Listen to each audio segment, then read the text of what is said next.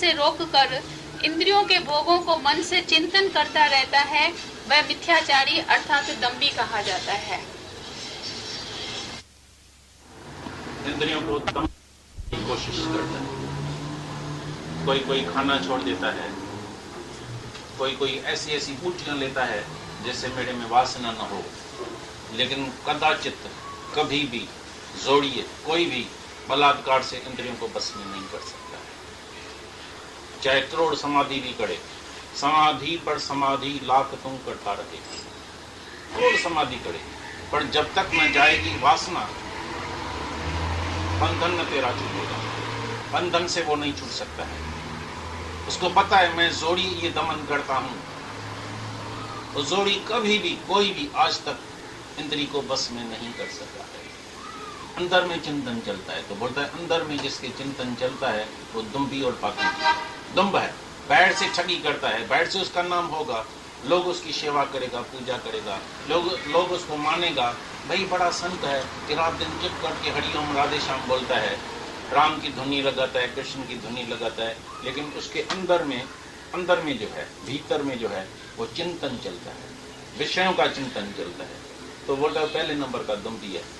जैसे सर्प को कोई लाठी लगा के मारने की कोशिश करेगा तो तुम्हारे गले पड़ जाएगा, ऐसी तरह से मन को कोई जोड़ी मारने की कोशिश करता है, और भी मन जो है इतना तुमको दुखी करेगा, इतना तेज हो जाएगा, इतना दुखी करेगा, तुम्हारे बस में नहीं आएगा।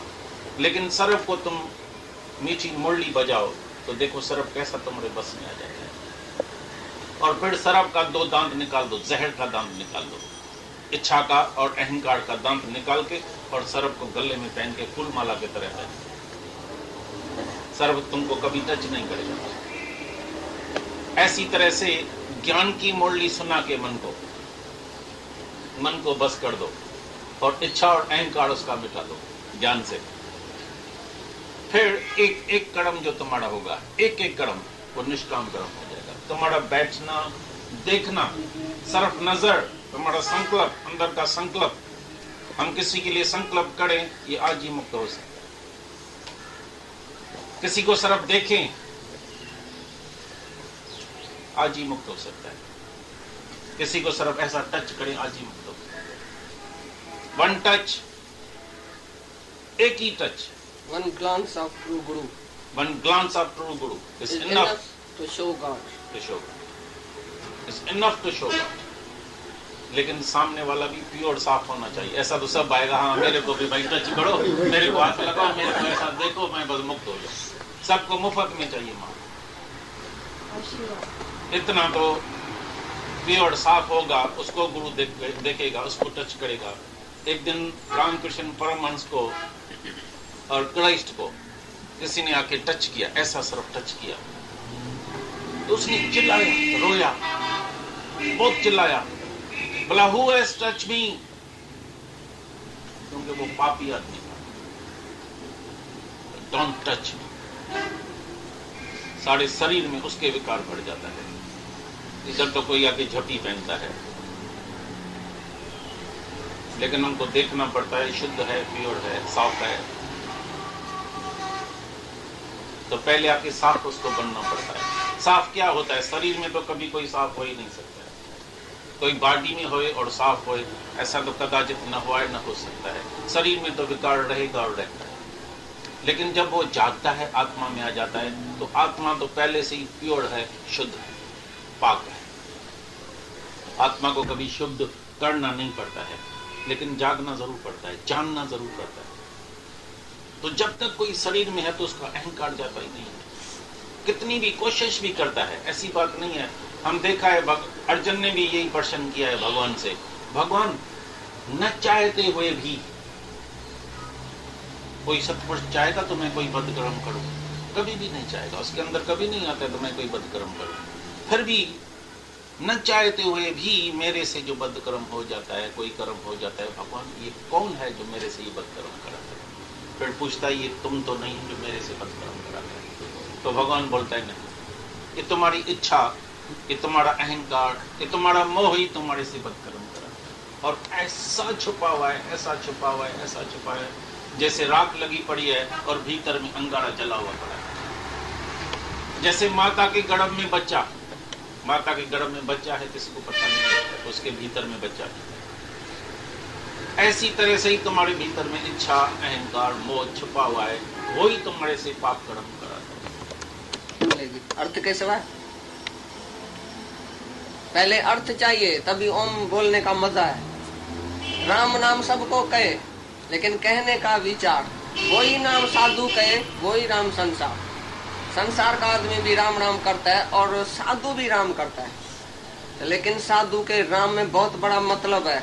राम माना रमैया, घट घटवासी राम, निराकार शक्ति जो सबके भीतर बैठा है, वो है राम सच्चा। भाई उसने बोला राम राम राम और अंदर में काम, अंदर में अस्वार्थ इच्छा, बाहर से बोला राम और राम, तो क्या हुआ? ज़बान में माखी, मन में काती। मुख में माखी, मुख में माखी और मन में काती, किए रिझे राम, ऐसा बोलता है। कैसे तुम राम को रिझाएगा कि मन में काती, ज़बान में माखी? ज़बान से बोला राम राम तो भगवान खुश हो जाएगा क्या? मन में क्या है तुम्हारे? मन में राग, द्वेष, नफरत, किसी से मोह, किसी से द्वेष, किसी को ठगता है, किसी को फुड़ता है, किसी से क्या करता है, किसी को दुश्मन समझता है, किसी को दोस्त। भाई ज़बान से बोला राम ही राम, हो गया क्या राम? तुम्हारा खुश हो गया क्या राम? कैसे भगवान खुश होएगा? ये हठ से इंद्रियों, ये है हठ से, दुम्बी पाखंडी, इंद्रियों को बाहर से तो रोकता है और राम राम बोलता है। भाई हम विषय विकार को छोड़ के जंगल में आके बैठा है, हम ग्रस्त को ही छोड़ दिया क्योंकि उधर बहुत झंझट था। यहाँ इधर भी चाहे तुम अगर जबरदस्ती इंद्रियों को रोकेगा तो नहीं रुकेगी। सहज सुबह तुम परमात्मा का साक्षात्कार करो, जहाँ तहाँ भगवान को देखो, मन जाता है कहाँ भी नहीं जाएगा। ऐसा शांत हो जाएगा, ऐसा मौन हो जाएगा, मन मस्त हुआ, फिर क्या बोले? जब मस्ती चढ़ गई उसको आत्मा की, तो फिर बोलेगा क्या? तुम बोलेगा भी मन को, अरे इधर चलो उधर चलो, बहुत मजा है, दुनिया में चलो, बहन के पास, भाई के पास। मन बोलेगा थैंक यू, हम तो खाली सत्संग में चले। मन रुलाएगा, धक्का खिलाएगा, जाएगा भी ना मन को लेके, घुटन होएगी। अभी में रखो तो मैं खुश हूँ, आज तुम माया में लेके चलता है मैं रंजू। अभी तुम लेके जाओ माया में, तुम्हारा चैलेंज है। तुम कहाँ भी जाओ, कौन सी भी माया में जाओ, तुम उधर भटकेगा, रोएगा, बोलेगा नहीं। एक बारी जिसने दर्शन किया भगवान का, एक बारी जिसने ये ज्ञान सुना सच, जिसके अंदर गया, बस अंधेरा खत्म हो गया। तुम अभी अंधेरे में जा नहीं सकता है, जाएगा दुखी होएगा, बहुत ठोकर मिलेगी, दरे में ठोकर मिलेगी। पहले से भी जास्ती दुखी होगा। पहले फिर भी अच्छा था क्योंकि पता नहीं था ना भगवान का, सच का पता नहीं था, तो तुम झूठे हीरे में खुश था। ये मेरे को पुखराज का हीरा बहुत अच्छा है, झूठा हीरा, लेकिन सच्चे को देखा हीरे को तो झूठा आप ही छूट जाए। ऐसी तरह से भगवान का खाली एक बारी कोई सुने और दर्शन करे सच्चा, भाई सचमुच मैं भगवान के पास पहुंच गया हूँ, तो फिर माया में जा नहीं सकता है। ऑटोमेटिकली अंदर से इच्छा नहीं होगी। ये है सच्चा ज्ञान, जो तुमको इच्छा उठे ही नहीं। भाई ये ज्ञान नहीं इच्छा उठे मैं उसको रोकूं, इच्छा उठे मैं उसको रोकूं, ये रोकने का ज्ञान नहीं है। To suppress the desire is also a desire. Suppress करना कोई डिजायर को रोकना नहीं है। रोकने से रोकना नहीं होता है डिजायर का। लेकिन ऐसा ज्ञान समझो, ऐसा रोशनी रखो अंदर में, जो अंधेरा आवे ही नहीं। इच्छा है अंधेरा। जब जगत को तुमने मिथ्या जाना तो इच्छा किस बात की करेगा बताओ? जगत है सपना, जगत है झूठ, जगत है रैन का सपना, मृग तृष्णा का जल। अभी तुम कैसे इच्छा करेगा उधर जाने की? जब तुमको पता है जल है ही नहीं, तो तुम्हारी प्यास कैसे बुझेगी उधर? कैसे तुम जाता है फिर माया में? कैसे तुमको इच्छा उठेगी जब तुमने देखा ये सब झूठ है, इसी से कुछ मिलेगा नहीं। ढेर और वाड़ी के सिवा कुछ नहीं है दुनिया में। जो भी तुम मजा लेता है वो 2 मिनट की एक खुशी है, टके पैसे वाली खुशी है। थोड़े टाइम के लिए खुशी आई, फिर उसका दुख शुरू हो गया।